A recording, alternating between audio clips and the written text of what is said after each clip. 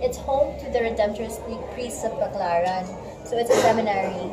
And we noticed that when we were there, they all have their own separate living areas. So we were thinking, okay, what if we can give them a full apartment, diba? Like for their own living area. And we feel that it's so important these days kasi, how these condos, whether they're smaller and smaller, they're tops, diba? Parang, so 16 square meters, that was a challenge for us. But this is what we came up with. So it's a full apartment. You guys like to come in? Welcome to our home. So this is the living room. I'm living room. That's actually a pull-out sofa. So if you have guests, you can really entertain back. We have a dining area. Small but terrible. May dining pa. We have the loft bedroom. So you can actually walk up. It's very safe. Yeah, don't worry about it. We had our 200-pound friend jump up and down there. And he didn't crash through. So so we're good. And this is our kitchen. So for exhibit purposes, it's our tiny apartment. For exhibit purposes, it's all kind of fixed and full. We have our microwave, our stove, our oven, and our kitchen sink and overhead cabinets. We don't have a door for this because it's an exhibit, but normally you would really have okay. one. Yeah, that's the only reason why we left it out for this one. Yeah, but welcome to our bathroom. Hi. I'm Justine. Thanks. Hello. I'm Jing. Jean. Jing and Jean. So welcome to our modern Filipino haven. It's a private spa that's inspired by the ancestral house of Andrew Laurel. It's located in Santolan. So 4 generations. Dito lang. Sa Laurel. Lapit lang pala. And it's been lived in by 4 generations already. And they restored it to look like this. And we chose to incorporate their moldings and their balusters to our adaptive reuse design. And it's modern Filipino because we chose to use materials from local stores like Plaza's window, Abaca carpets from Albay, tapos yung Filipino tela. Tapos this wall, this accent wall, is actually made by vinyl. Vinyl na remade with horizontal slats. Para it will resemble like a big piece of abaca weave. It is inspired by that. Kasi it's modern Filipino kasi modern naman siya kasi imbes na ay hindi na pala. Imbes na gumamit kami ng plain na wall na wood, kumuha kami ng Capiz window. Kasi lagyan namin siya ni ilaw sa wall. Para doon namin dadaan yung mood lighting. And then, it's modern kasi we use mga industrial Oh my God, may lights. bata. Tapos mga glass and then gold accessories to give that luxurious feel. So, I can actually invite you inside so you can feel it. You can go inside. Go inside. And then, gusto namin kasi pa-feel sa tao. Gusto ko yung bathtub. Opo. Gusto namin pa-feel sa tao na parang nasa beach house, Filipino beach house sila, na social. So, dito sila pwedeng mag-use, tapos magpalit, tapos maligo muna sila. Afterwards, they go here to sit down, to chill, and wait for the masahista. Kasi pagpunta ng masahista dito, timer siya ng masahista for 30 minutes. Kasi yung 30 minutes lang yung masahe. Hindi, joke lang. So, yun. Yun pala purpose nun Pero ang kakainain lang sa booth namin is water feature here. Kaya may ganyan. Kaya. Pero May extra space pa. Nagka-problem kasi kami sa first supplier namin. So, may delay. But it's gonna come before Bago mag-opening. On October 1 ba? October 1. Hopefully by today tapos na siya. For the whole month, bali yan. Whole Exit. month for October 1 to 31. 1 to So 31. everyone's welcome to check it out. So that's how it Naman pala. juxtapose kasi it's old Filipino with new material. Badwa. 1800s. Wow. 1933 na.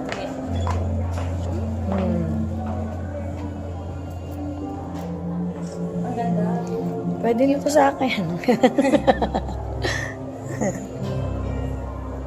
This is actually from the house. It's situated here in Santolan.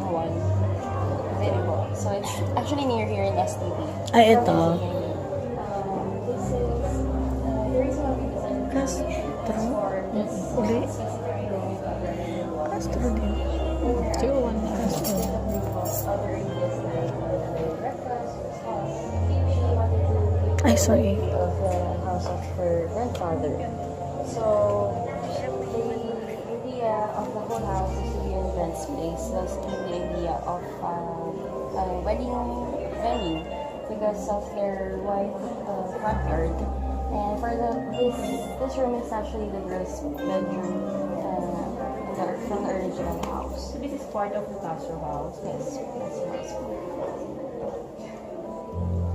So we maintain all the people kept, of course. Mm. Yeah. So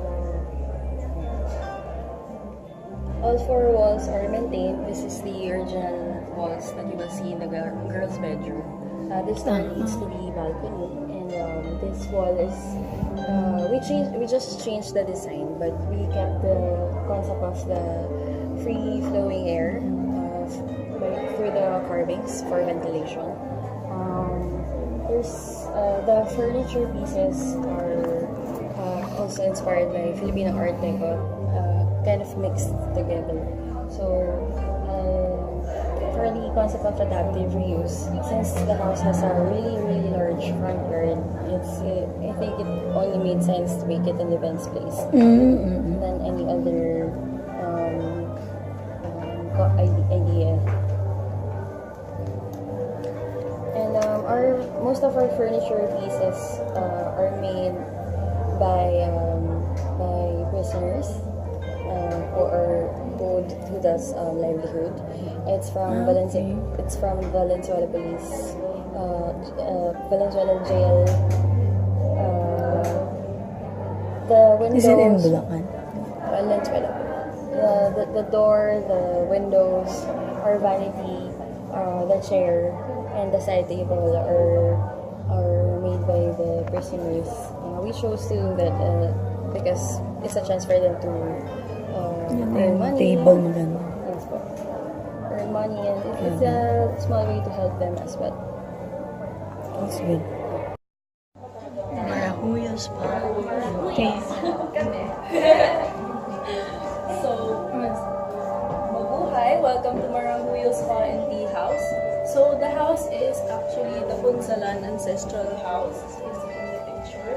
It was built in Sa Batangas. So, now it is almost 100 years old house. So, it is located in Taal, Batangas, and the Heritage Village is like parang nasabi nila na parang siyang new vegan kasi puno doon ng ancestral houses. So everywhere parang puno ng ancestral houses and heritage sites. So this is one of the houses there. So we decided to adaptively reuse this house because of that reason kasi it's a tourist destination. So meron tayong foot traffic na mangyayari. So yun ang ideal naming clientele for the spa is the tourists coming in. So our theme is the contemporary tropical. As you can see, we have the tropical element from our plants, our wallpaper, and our bamboo. And also contemporary because of our furniture and our sink area. So yeah. The idea for the spa is the Filipino hilot. So and also from the tea house is parang the idea is to, kasi this is a balcony overlooking the house's backyard. So, we can grow our own teas from the backyard and then we can serve it in the tea house park. So, here we have the display of our teas sa Sampaguita tea, Sampaguita and other oregano. So, grown from the backyard. May oregano. May oregano. Okay, anyway, for the structure, what you see is the original state of the house. From the ceiling, from the walls, and the windows. Ang ginawa lang namin is to make patong everything. Like the framed capis, the niche, the plant wall, and the ceiling. We just added drop ceilings at the ends of the room to create the sloping bamboos. Diba? Bamboo, so you could feel the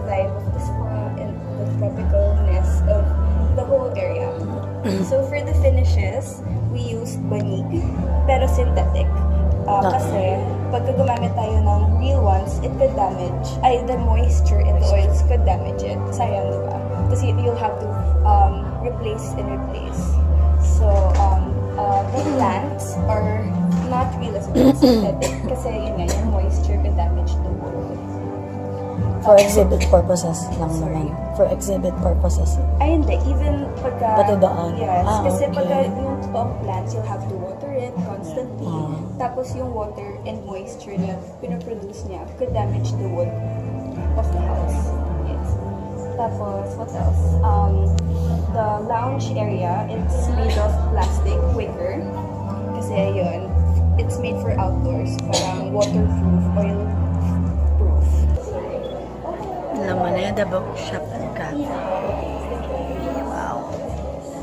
So, just to give you a background, we chose Aduana Building in Intramuros as our adaptively reused site.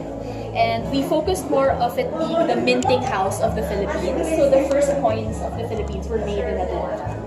And now it's in ruins in Intramuros, but we foresee it being like a really great commercial building and housing a bookshop and cafe for tourists, for locals, and for students and local government employees. So because we took inspiration from the minting house, all that you can see, the metallic tones, the warmth, actually comes from the touches of the coin. So if you move over here, we actually have a commemorative wall full of 5 and 10 centavo coins in our reading nook. Ay, nice. Yes. So, yeah. Ayun. And what we maintained, what we maintained for would be the arch and the 2 beams. But of course, we created a asymmetrical design. This is a reading nook. So, as you can see, we painstakingly placed 5 and 10 centavo coins on the wall. But it is a commemorative wall just to pay tribute to the Aduana being the minting house of the Philippines. And it is a great reading nook. We made sure that the cushions are larger, you can lounge, and we made sure also that the walls and the ceiling are tufted so that sound absorption is very good. And then in the middle, we elevated the concrete finish by creating textures in bronze and copper. And that houses, of course, all the books that are for sale, or you can also read it. These furniture pieces are all custom made. So you can see the juxtapose in the lines and the solihia. And this coffee bar is inspired by the ruins itself. So you can see the jagged lines of the concrete, the exposed shelves with the ceramics, and that is actually duhat wood. Frame, we created our version here, basket and movement, not focus on their phones or in their work. We made a lot of interesting details all around.